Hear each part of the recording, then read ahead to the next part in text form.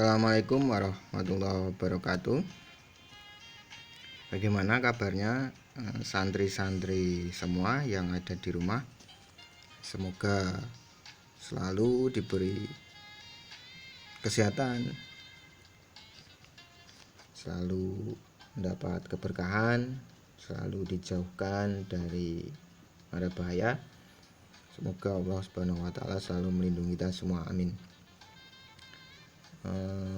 Bagi teman-teman kalian yang hari ini belum bisa mengikuti proses pembelajaran daring secara prime time, mungkin baru terkendala teknis atau baru sakit, tidak enak badan, semoga cepat sembuh. Kita doakan semoga cepat sehat kembali dan bisa mengikuti proses pembelajaran daring secara prime time. Kita awali proses pembelajaran daring kita dengan membaca basmalah bersama-sama. Bismillahirrahmanirrahim. Materi kita akan membahas periodisasi secara arkeologis. Kemarin hari sebelumnya kita sudah membahas tentang periodisasi secara geologis. Sekarang kita masuk ke arkeologis kelas 1 semester 2. Tujuan pembelajaran kita yaitu harapannya santri dapat mengidentifikasi periodisasi masa praaksara di Indonesia dan mendeskripsikan perkembangan masyarakat Indonesia pada masa praaksara. Kontennya, isi dari PowerPoint ini adalah kita secara khusus membahas periodisasi secara arkeologis. Baik, kita mulai. Periodisasi secara arkeologis itu didasarkan atas hasil-hasil temuan benda-benda peninggalan yang dihasilkan oleh manusia yang hidup pada masa praaksara. Nah, berdasarkan penelitian terhadap benda-benda tersebut, masa praaksara itu dibedakan menjadi dua, ada zaman batu dan zaman logam. Nah, uraiannya kita mulai pada slide selanjutnya. Ya, kita mulai di zaman batu dulu. Nah, zaman batu itu adalah zaman ketika sebagian besar perkakas penunjang kehidupan manusia itu terbuat dari batu. Nah, berdasarkan hasil temuan alat-alat yang digunakan dan dari cara pengerjaannya, zaman batu itu dibagi menjadi 3. Tuh. Ada Paleolitikum, Mesolitikum, dan Neolitikum. Itu zaman batu. Kita mulai yang Paleolitikum. Paleolitikum itu asal kata dari paleo, artinya tua, dan litos, artinya batu. Sehingga zaman ini disebut sebagai zaman batu tua. Nah, hasil kebudayaannya itu banyak ditemukan di daerah Pacitan dan Ngandong, Jawa Timur. Nah, untuk membedakan temuan benda-benda perkakas di kedua tempat tersebut, nah arkeolog itu sepakat itu menyebutnya sebagai kebudayaan Pacitan dan kebudayaan Ngandong.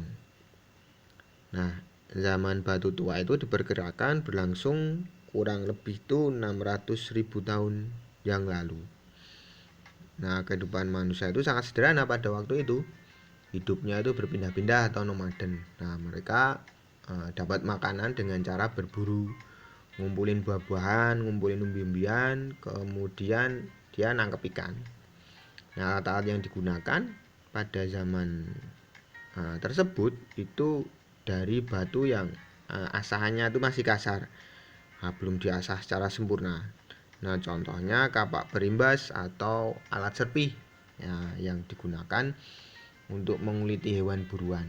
Ngiris daging, motong bimbian ya potongannya kasar karena alatnya sendiri kasar. Kemudian Mesolitikum. Mesolitikum itu asal katanya dari meso, artinya tengah, dan litos, artinya batu, atau disebut dengan zaman batu tengah. Nah, kehidupannya lebih setingkat lebih maju, sudah lebih baik dibandingkan hasil kebudayaan zaman Paleolitikum. Nah, zaman Mesolitikum itu manusia sudah ada yang hidup menetap. Nah, sehingga kebudayaannya itu menjadi ciri dari zaman ini adalah kebudayaan Gyoken Modinger dan kebudayaan Abris Sausrose. Nah, Gyoken Modinger itu apa? Berasal dari bahasa Denmark itu. Gyoken Modinger artinya dapur. Gyoken artinya dapur dan moding artinya sampah.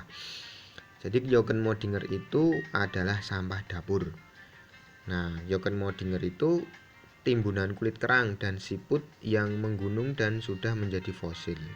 Nah, itu ditemukan di sepanjang pantai timur Sumatera antara Langsa dan Medan. Nah, dari timbunan itu ditemukan kapak genggam yang beda, itu kapaknya beda dengan model kapak genggam Paleolitikum. Nah, kapak genggamnya itu dinamakan pebble atau kapak Sumatera. Nah, penamaan itu sesuai dengan lokasi penemuannya. Nah, bentuknya sudah lebih baik, sudah halus gitu. Terus ditemukan juga kapak pendek dan jenis batu pipisan. Batu pipisan itu semacam kayak batu alat penggiling. Nah itu. Kemudian Abris Sausrose, Abris itu artinya tinggal, Saus artinya dalam, dan Rose artinya gua. Jadi artinya adalah gua-gua yang dijadikan tempat tinggal manusia purba. Nah, fungsinya ya untuk berlindung dari panas, hujan, dari binatang buas. Nah, alat yang ditemukan pada gua tersebut ya ada alat dari batu seperti ujung panah, flix, batu pipisan. Kemudian ada alat dari tulang dan tanduk. Nah, biasanya tanduk rusa. Nah, kebudayaan Abris Sausrose ini banyak ditemukan, contohnya di Besuki, Bojonegoro, dan di daerah sekitar Sulawesi Selatan. Kemudian Neolitikum. Neolitikum itu asal kata dari neo artinya baru dan litos artinya batu. Jadi Neolitikum itu zaman batu baru. Nah, sudah terjadi tuh perubahan mendasar pada kehidupan masyarakat praaksara. Nah, kehidupan mulai menetap, menghasilkan bahan makanan sendiri melalui kegiatan bercocok tanam. Jadi sudah agak canggih nih, sudah mulai lebih canggih. Nah, kebudayaan yang terkenal adalah kapak persegi dan kapak lonjong. Kapak persegi berbentuk persegi panjang dan ada juga yang bentuknya trapesium. Nah, kapak persegi ada yang ukurannya besar, ada yang kecil juga. Nah, kalau kapak yang besar disebut beliung, fungsinya untuk mencangkul. Nah, kalau yang kecil namanya tarah atau tata, fungsinya untuk memahat. Gitu. Kapak lonjong ya bentuknya lonjong. Ujungnya itu lancip, ditempatkan tangkai dan pada bagian ujung yang lain diasah sehingga tajam. Gitu.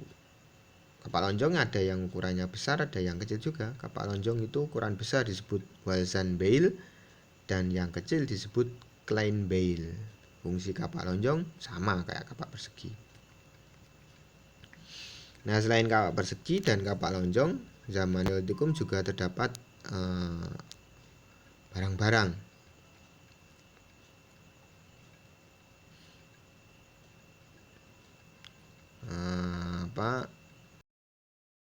seperti gerabah dan pakaian. Nah, sebentar nih. Ini malah buka. Bentar ya. Malah buka PDF. Nah, nih, kembali lagi. Kita lanjutkan. Ada iklan tadi. Nah, perhiasan yang ditemukan umumnya itu terbuat dari batu dan kulit kerang. Malah buka lagi nih. Waduh. Bentar ya.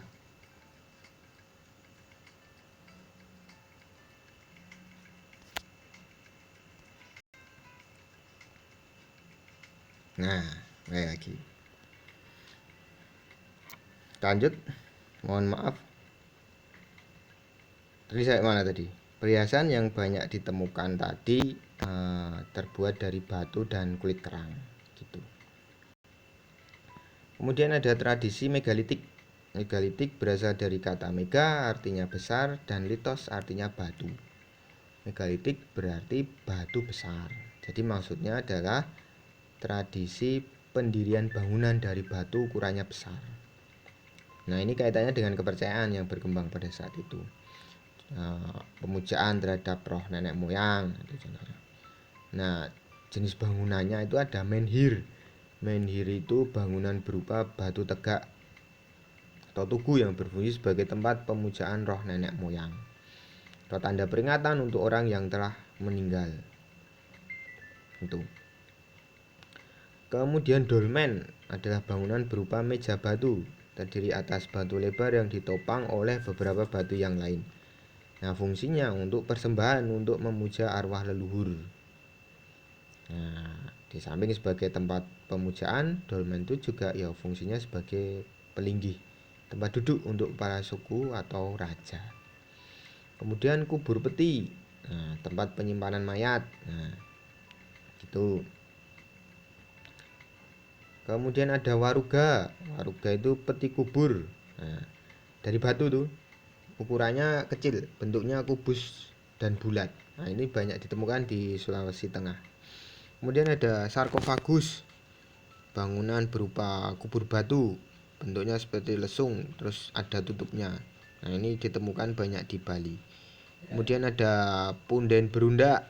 Nah, punden berundak ini dihubungkan tanjakan kecil sebagai tempat pemujaan terhadap roh nenek moyang.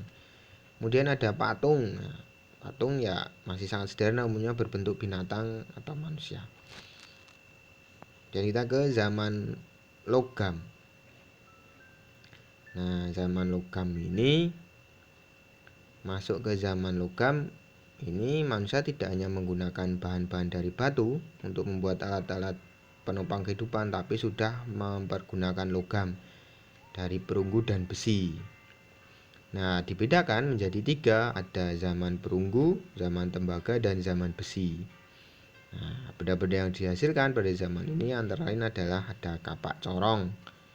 Tuh kapak corong, kemudian ada nekara, ada moko, ada bejana perunggu, ada manik-manik, ada kapak sepatu. Nah, itu. Begitu kira-kira santri-santri semua. Materi ini sudah ada pada buku paket kalian.